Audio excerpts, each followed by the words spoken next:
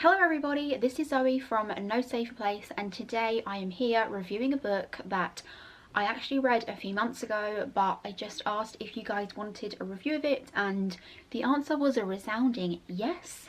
Now, depending on when I post this, I think I'm going to post it today, so this book will be coming out tomorrow, and that book is Defy the Night by Brigid Kemmerer. Now, this is a brand new series from Brigid.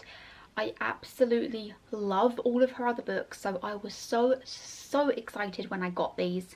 This one I got sent a few months ago, and this was because I was invited to a special bloggers lunch with Brigid, so I was on a special mailing list, and that's why I got a personalised copy. And then a few months later, this one came through the door and I was like, okay, I've got 2 copies now. I am so friggin' lucky. So I had to read it again, and yeah, now I'm here with the review, so let's get reviewing Defy the Night.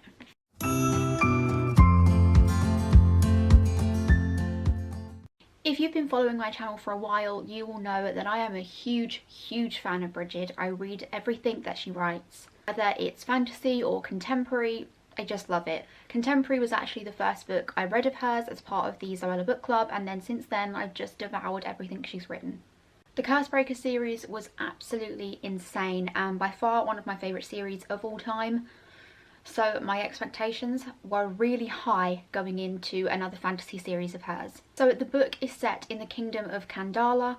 Kandala? I'm going to say Kandala. That's what I was saying when I was reading the book. And there's a sickness that is sweeping across the kingdom.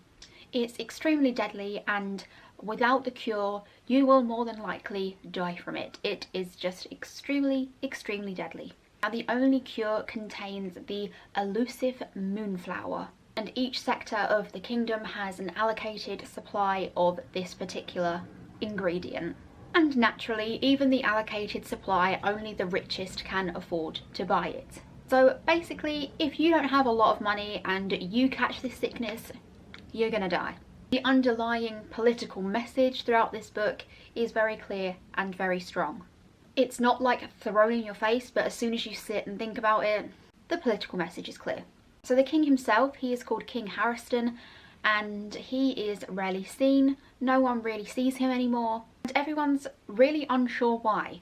And that is because he is harbouring a huge secret of his own. Obviously, I'm not going to tell you what that is, but there is definitely more to him than meets the eye, and as the book goes on, you'll find out what's going on with him.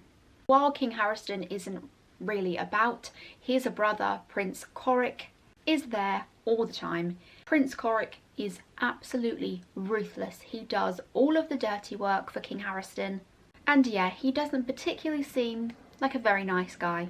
But is he really as bad as he seems? Is there more to him than meets the eye? That's something you'll have to uncover as you read the book yourself. I think with a lot of characters, there are a lot of layers that you have to uncover before you see their true selves. And that is definitely how I feel about Prince Coric at the beginning. He is really not very likeable. He has his reasons. And as the book unfolds, more secrets unravel and you kind of understand why. But the main part of the story follows 18-year-old Tessa. In the day, she works in an apothecary, and by night she is an outlaw. She smuggles this elusive moonflower to some of the poorest people in her sector, distributes it to those who need it the most but just can't afford it. She does this with her good friend Weston. Now, although her and Weston see each other almost every night, they really know very little about each other. Obviously what they're doing is illegal, so to protect each other they both wear a disguise. And then one night Wes doesn't show up, and Tessa fears that the worst has happened to him. And lo and behold, it has. He has been captured by the palace, and Tessa just won't have it. She wants to save him and she wants to protect as many people as she can in her sector, so she decides the best thing to do is to break into the palace. Of course, that doesn't go well.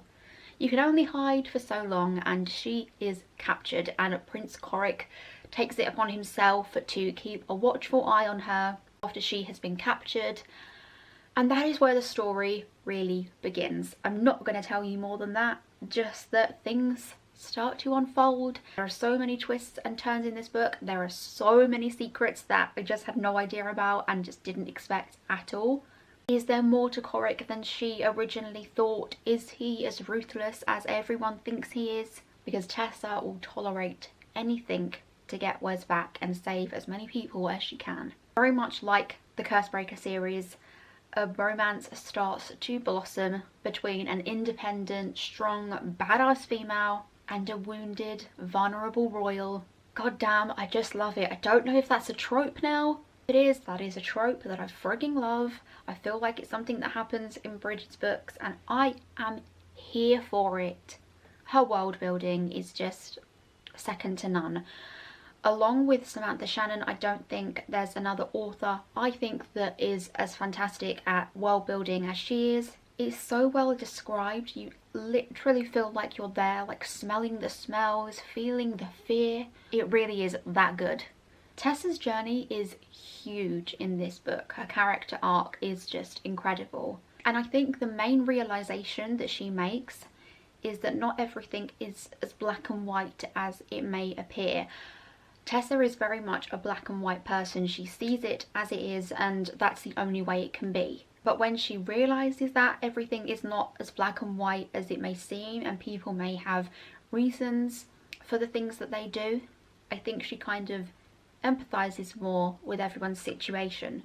Yes, there is good and there is bad, but sometimes there's this middle ground where people are just floundering and just doing what they think is best for as many people as they can, and that is very much the case in this book. All of the characters are flawed, none of them are perfect, which is something that I really love about Brigid's characters. All of them do questionable things and make stupid decisions sometimes, but that is what makes them feel far more believable. You can tell it's written by the same author as the Cursebreaker series. It very much has the same feel about it, even though obviously it's a different kingdom and they're completely different characters. If you hadn't told me this book was written by Brigid and I'd just gone into it blind, I would have definitely known it was her.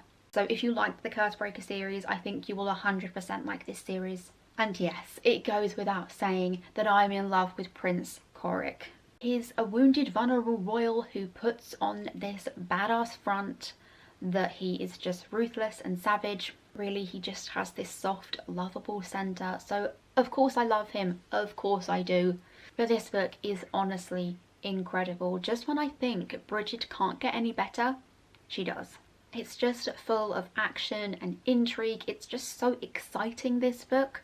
And one thing I will say is it is basically about a pandemic, so if you're wanting to avoid books that are written about pandemics and kind of eerily like the situation that we're in now, I would avoid it. But if you're like me and wanting to just read everything pandemic related and anything that resembles the shit show that we're living through at the moment, this is a fantastic read.